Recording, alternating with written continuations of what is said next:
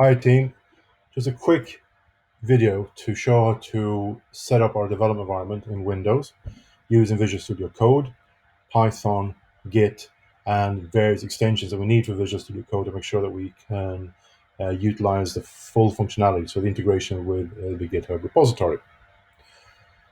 So first of all, we need to download, so I have the links here. I'll share these links with you separately as well. But we have to start off, make sure we have Python, latest version of Python installed. So we download Python. Now it is going to complain and say already have this, but we can ignore that for the moment. And I'm using Edge for some weird reason, but anyway. So downloaded, open the file, and I want to install Launcher for all users.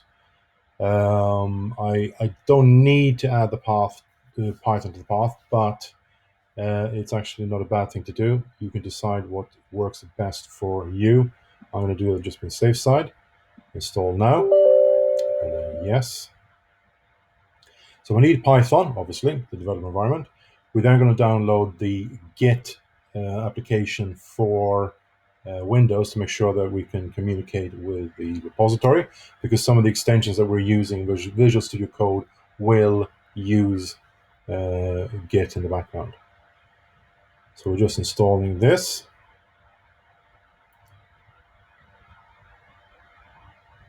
So that's fine. It's looking good. Actually quite fast as well.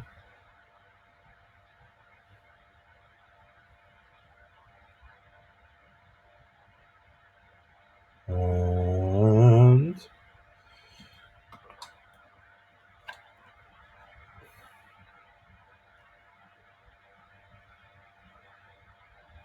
Python 395 pip, that's good.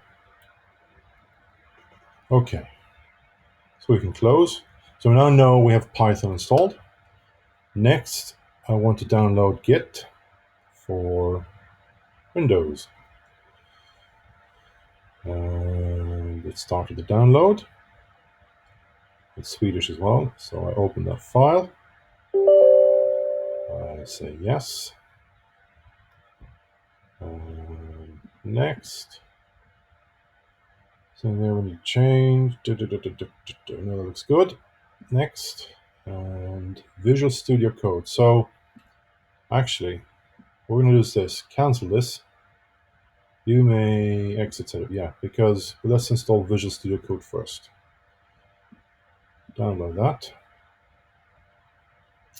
And we'll install it for Windows. Okay. So the reason I'm doing that, because Git obviously realized, hey, your Visual Studio Code. Should I integrate with Visual Studio Code? Yes. That's why we want to install Visual Studio Code first. So my apologies for that. So we're working away. Open file. Now I already have Visual Studio Code installed, but it should be, so it might complain. I'm fine with all of that. I'm fine with all of that. And there we go. So it's a rather fast process. It doesn't take a lot of time. It's just a question of doing the right order. So download Python first, then Visual Studio Code, then Git for Windows, and it will then recognize, hey, you have Visual Studio Code installed on your laptop. Do you want to integrate? Yeah. Launch Visual Studio Code. Good stuff.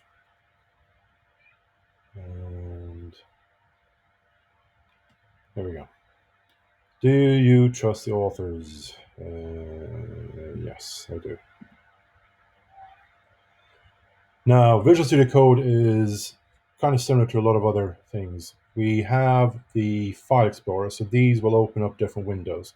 We can see with source control, which will actually is good. We have extensions, which we'll look at in a moment, and run and debug, and then a few additional details we can change down here, but don't worry about that. What we can also see is we're using the master repository, or L, has actually found one of my old ones. We'll ignore it for a moment.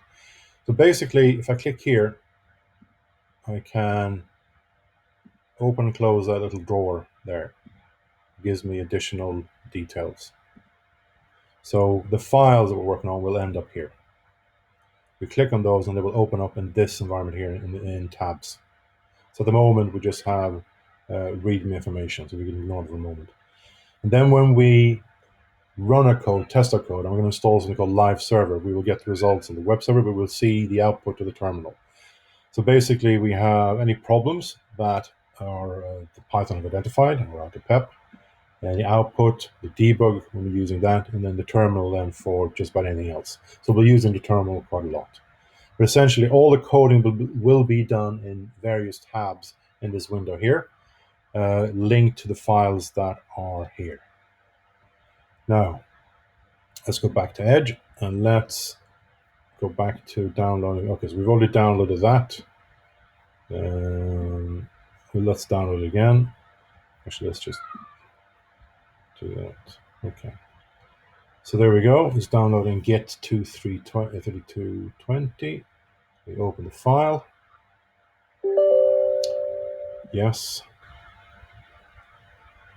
Next. That's all okay. Use Visual Studio Code as Git's default editor. Yes. Next. Let Git use a default. Git from command line and third-party software. Yes. And next. Yes. That's fine. No issues with that either. And no issues with that either. So we are going to have to there's caching. Don't need to do that. Okay. So what we need to do later on, you'll see once we start working with Git, we'll want us to authenticate to Git. Now we haven't created our Git repository yet. We will, and then we will add everyone that should have access to the repository. So then in Visual Studio Code and Git, you'll say, I want to link to that repository. Here are my credentials, and then from then on, all will be hunky dory. So extracting the files. It's looking good. And there we go.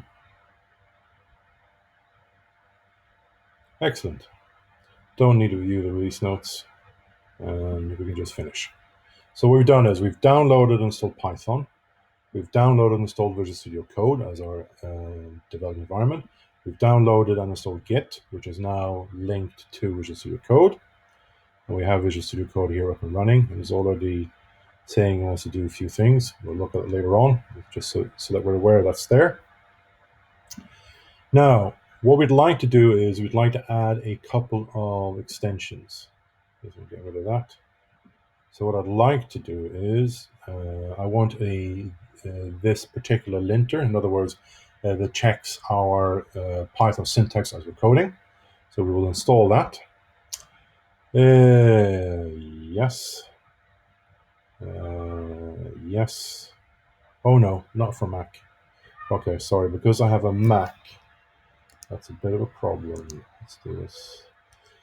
Can I get this not to install this?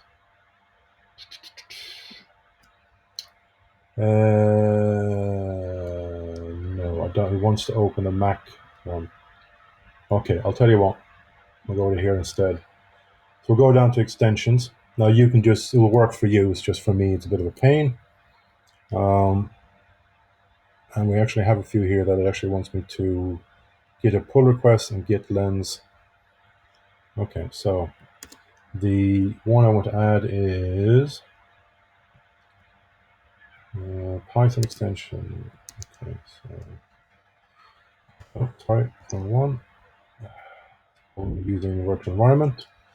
If I just type Python here, it should get IntelliSense is already installed. Okay, so reload required. So now we've installed the linter. That's good. So that's that one there. Now it already has two of the ones that we want here. So we're actually going to go get git lens install. So this gives us, what this does is actually has a look at how we're using Git. So as we're coding and making changes to our code, it will say, well, hold on a second. It will say, these are the changes you made. This is when you made those changes. But also, let's say we have a conflict. Let's say we're working on the same code And it will then say, well, okay, I found this code on the repository that has these changes. They are different to the changes you made that are here. Which changes do you want to keep? And you can decide them. So it's a really powerful tool. We also want the GitHub pull request. Now, why do we want that? That's the one that's going to allow us to initiate pull requests within Visual Studio Code. And that is installing as well. So that's good. So we now have the relevant extensions, and we're now ready to start using Visual Studio Code. So I'll stop here, and we'll have another video then to show how we connect and use Visual Studio Code when we are adding, committing, and pushing code to the repository. So with that, thank you, and I'll see you in a jiffy.